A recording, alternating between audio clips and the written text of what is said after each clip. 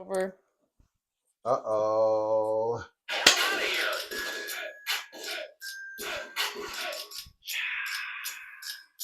You better call Tyrone. Tell him it's on the 517 nigga. Where's your crown? Doodoo brown sweater. Oh, excuse me, I did it backwards. Whoops. Uh-oh. Oh no. Oh no. What's up, y'all? Welcome back to the next episode of Don't Do That. Don't do that. Our smoke of the app is, of course, from House of Dank to Jeter. It is going to be Blue Dream. These are rosin diamonds. It is my spot to get my smoke. That is the spot. Okay, so usually we do ladies first. But today that was perfect. Seeing the part of the song where it said you such an easy target, I just had to attack you. Shots at you. 110 days of Donald the Clown. Wah-oh, wah-oh, Okay. Now, Donnie Two Dolls is talking about suspending habeas corpus. It's only been done 4 times. Well, this would be 4 times? No, 4 times. It's been done 4 times before. When was the last time it was done, Pops? It was done during one of the war times, I believe, when Pearl Harbor was done. Pearl Harbor? The first time this was done was actually when Abraham Lincoln was in office. And what had happened? Civil War. Shots fired.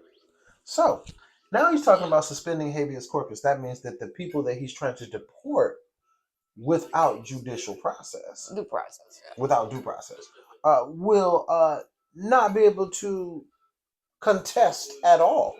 Yeah. Even though Donald has been proven to be wrong on many occasions.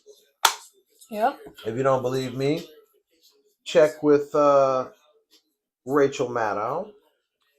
Check with Lawrence O'Donnell, The Last Word. These are MSNBC, not just Fox me. News. Oh, yeah, not Fox News. That's the only one that they want to keep open. They want to keep everybody quiet. Fox News is, of course, going to endorse their guy. Of course they are. Shout out Jasmine Crockett for making sure people know about that one. A lot of people want to know about his favorite 3 words. I don't know. When asked whether or not he was going to protect and uphold the Constitution of the United States of America, he answered, I don't know. I don't know. I have great lawyers. I have great lawyers, and I have great lawyers. You would have to ask them. No, I'm asking the President of the United States. I'm asking the leader of the free world. I'm asking the Commander in Chief. I'm asking the guy where the buck that runs. stops. No, I wanted to say his words. The guy that runs the country and the world. Right? Well, if you run the country and the world, you should know. You should know. I mean, he's so educated, right? I mean, that's what his supporters say. I mean, I was watching, of course, representatives from the Democratic Party, and they are in upheaval. They are ready to launch proceedings on the impeachment. They're trying to get him up out of there.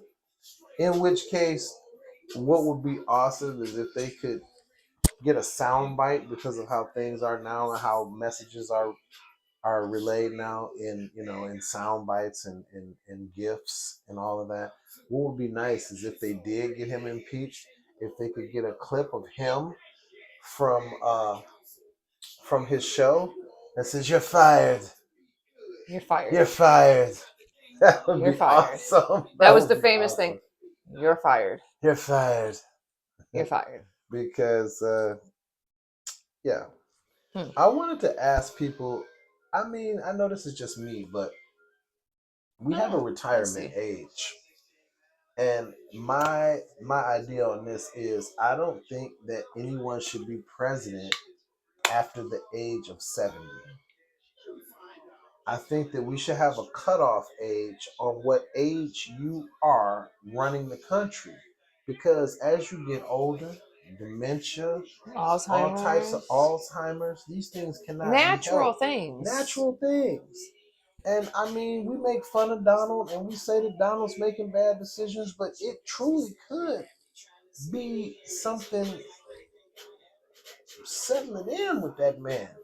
Another point that I want to make is people that are too old to run the country, people that are older, they're stuck in their ways. Yep. And don't want to change. And do not want to change. This man is what, 71? 78 years old?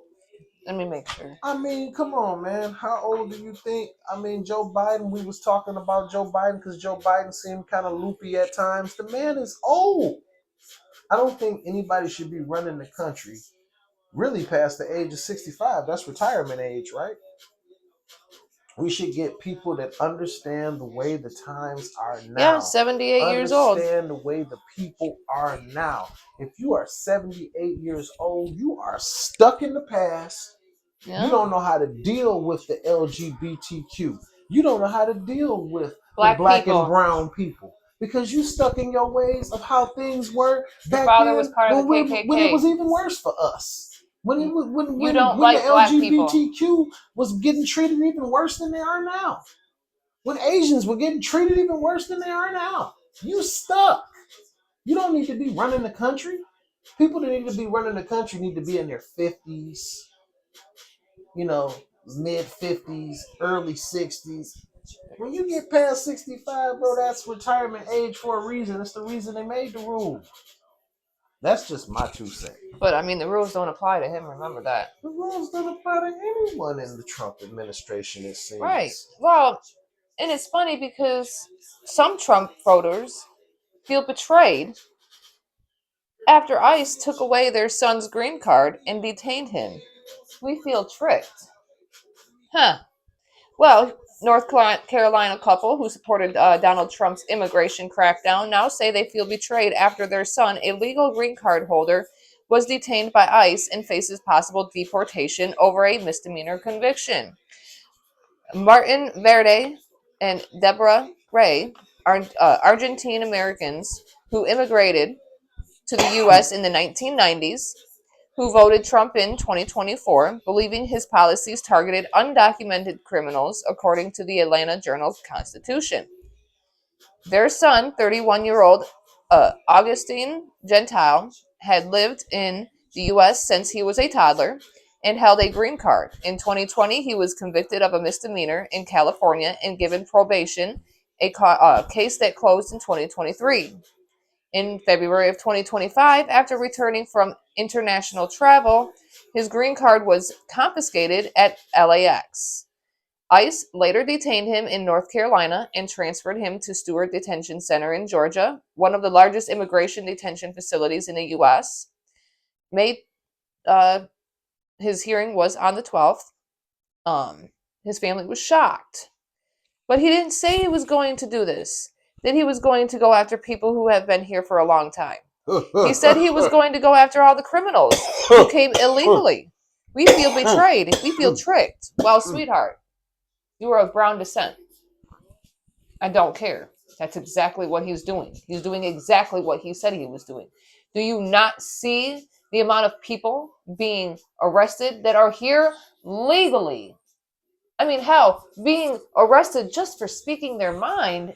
They're here legally, speaking their mind and being detained. But there was something that, I'm just paraphrasing, but there was something that Donald Trump said from his own mouth. He said something to the effect of, and remember, I am paraphrasing. Not word for word. The Constitution. There are things in the Constitution that are preventing me from doing the job I was elected to do.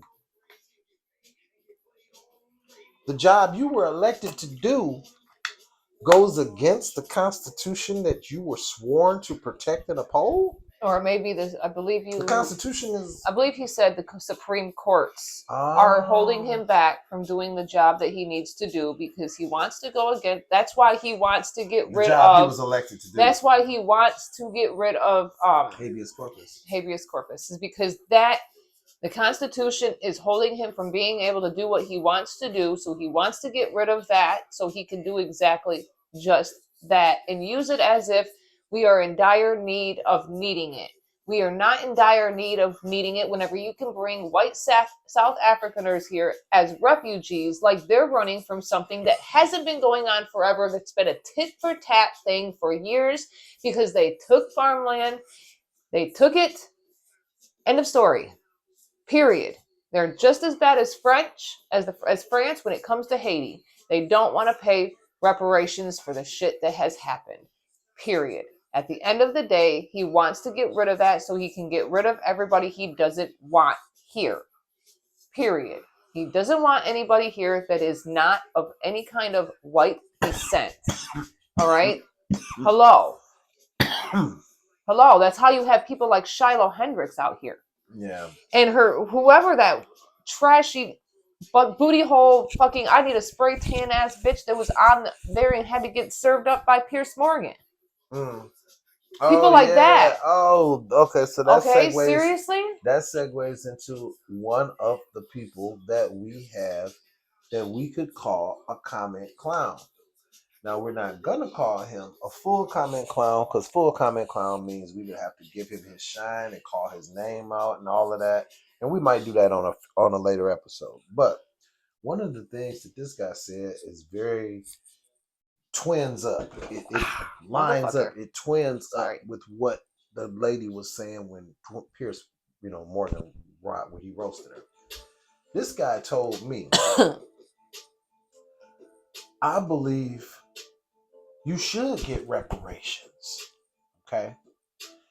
I believe that Trump should give all of you 50,000. 50,000 or something, 50,000 each or something. And then he should give us our own state. California. I propose California. Okay. I figured that he was being smart because he figured California gonna fall, the fault line's gonna fall into or the water, burn up whatever, because of shit like stuff like that. Yeah. But he said he proposed that Trump give us all $50,000. We get our own state. He proposes California. They close it off, and the only way we could get the 50, they close with a wall.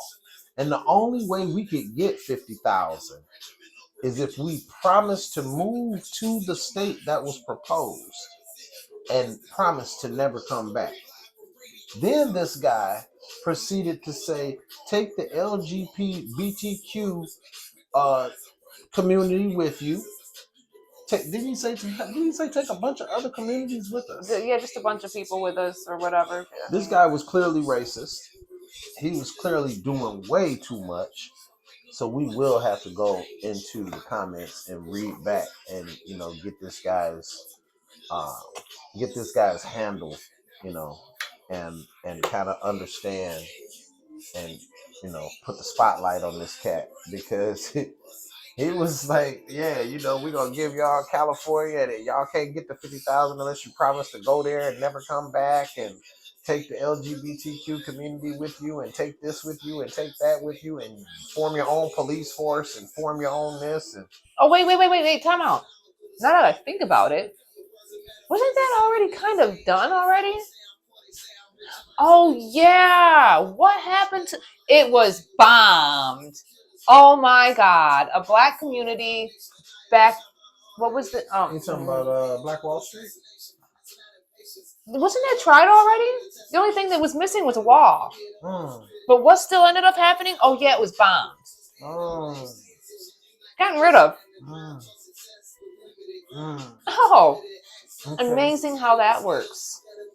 Uneducated pricks. Because, and the reason we say uneducated is because if you don't know your history, you're doomed to repeat it. And you obviously thought we didn't know our history.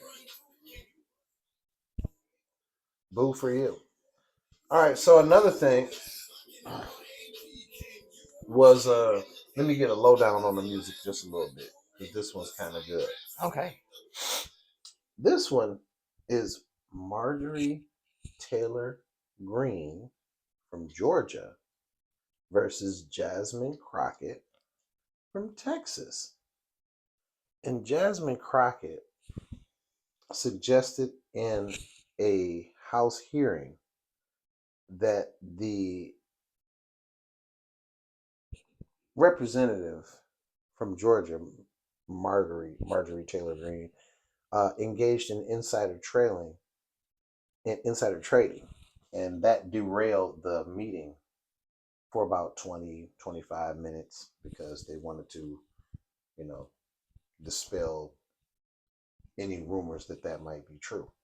Now, what she's saying is that days before Donald Trump imposed his tariffs, she purchased hundreds of thousands of dollars in different stocks, knowing that the moment that he imposed these tariffs, knowing that the tariffs were coming because she had the inside information, and knowing that when those tariffs were imposed, that the stock market would do something and she would garner and incur a lot of bread.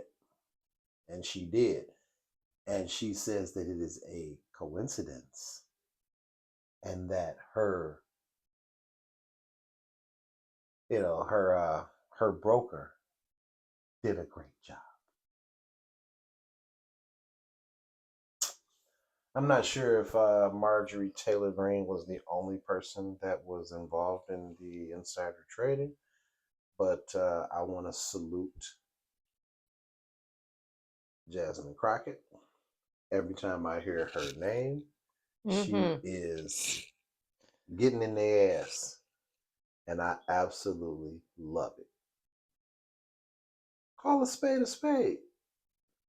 Let the truth have its day. Right. Let it have its day. I know what that means. So the Democrats and the Republicans are doing what they do. Donkeys versus horses. Jackasses. No, donkeys versus elephants. Elephants in the room. And, yeah, pachyderms and jackasses. So we'll see what happens. Yeah, we will see. We already know who the villains are and who the not so villains are, but still not really the heroes, but the lesser of two evils, right? I guess that's what it is. I guess that's what we'll have to call it. All right. So I briefly want to be able to, again, like I said, talk every single day, every single episode about people of color that have been murdered in police custody. All right, because again, before I ever had an opinion, people would always want to block an opinion or block thoughts. Well, I'm here to stop that because at the end of the day, everybody has a voice. These people no longer have a voice because it was taken from them. Yes. Now, on November 12th, 2014, Tanisha Anderson died while suffering a mental break while in police custody. The two officers who responded that night reportedly took down Anderson in front of her East Cleveland home and restrained her face down. Anderson appeared to stop breathing. Emergency medical service didn't arrive until 45 minutes later. The city of Cleveland reached a $2.25 million settlement with Anderson's family. A grand jury declined to indict the two officers involved in the incident. The Ohio Attorney General's office sums up the case of Tanisha Anderson this way: never before has the Special Prosecutions Section been presented with such a complicated legal mess. The case moved from the Cleveland Police Department to the county sheriff, the county prosecutor's office, the Ohio Attorney General, and finally a grand jury. It seems like it shouldn't have taken this long to come to a decision. According to Johnson, clearing the officers of criminal charges in her daughter's death was the wrong decision. An independent review of Anderson's autopsy, which originally determined her death was a homicide, found she likely died of cardiac event related to the antipsychotic she was taking. And the family, of course, is going to dispute that because that's bullshit. Right. They just made up the decision that my daughter had heart failure, Johnson said. I'd like to see them prove that. Johnson said her daughter never had heart problems or took heart medication for that matter. The case was further complicated by the presence of so-called Garrity material in the case file. According to the memo from the Attorney General's office, prosecutor's office had to rescue itself from case because the file contained material which cannot be disseminated to the prosecuting attorney. The tainted file was handed off to a special prosecutor.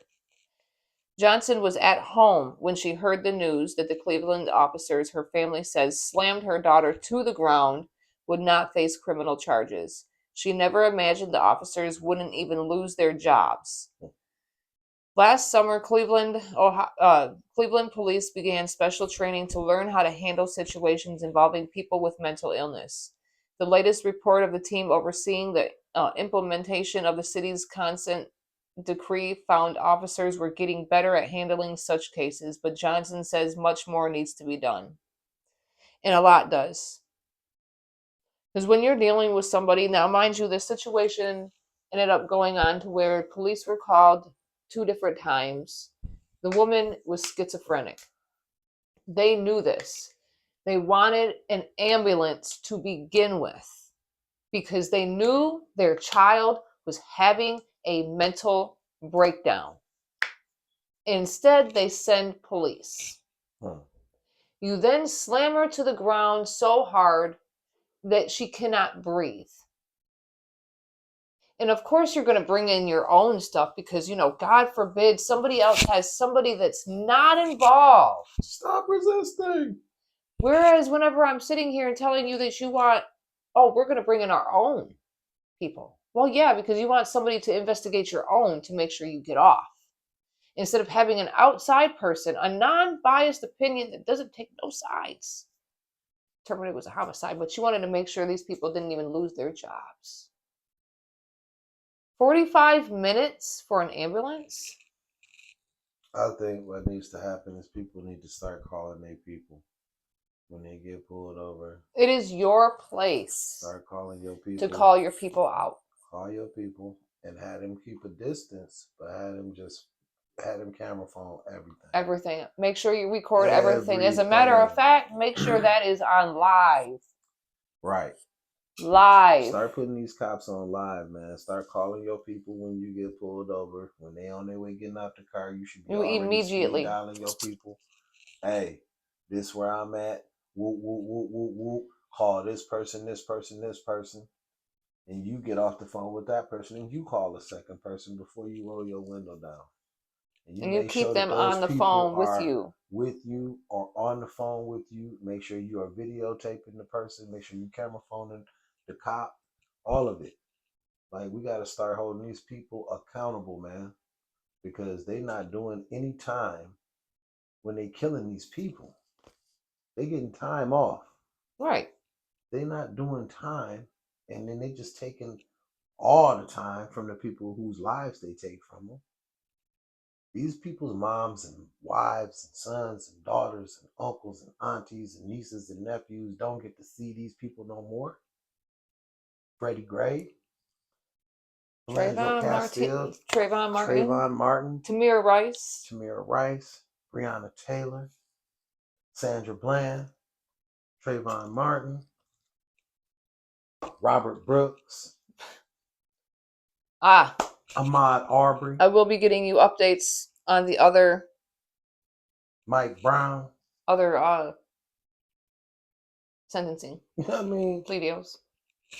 She's gonna be doing this every day, man. And this is like over 300 people, like easy. You see, that was just 2014, you guys. It's gotta stop. It's gotta stop. It's just gotta stop. When somebody calls for an ambulance, you send an ambulance. not police officers, that are very much untrained and still are very much untrained of dealing with mental illness. And I know I said this before, but how soft do you got to be as a police officer? To slam a woman. And how soft do you got to be crying, talking about something when you kill somebody, when you take someone's life? I feared for my I life. fear for my life. If all of y'all fear for y'all life, Why are you is doing y'all the job? job? You fear for your life. You such a pussy, but you got a badge walking around with a bulletproof vest, but you so scared that the second somebody look like they going for a gun, even if they tell you, I have a gun on me, I'm going for My permit. my permit. Pop, pop, pop, pop, And you pop, still pop. shoot this man, what, 7 times? Mm-hmm.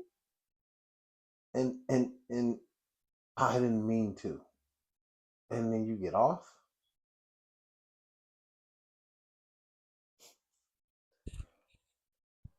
That's it. That's all I got for y'all. And then you wonder why things are the way they are. And you wonder why people do what they do. Figure it out. Figure it out. Don't forget to like, comment, share, subscribe, get notified. Definitely hop down in them comments. Go ahead and start something if you want. We can do this. So we'll see you next time on the next episode of F It Fridays.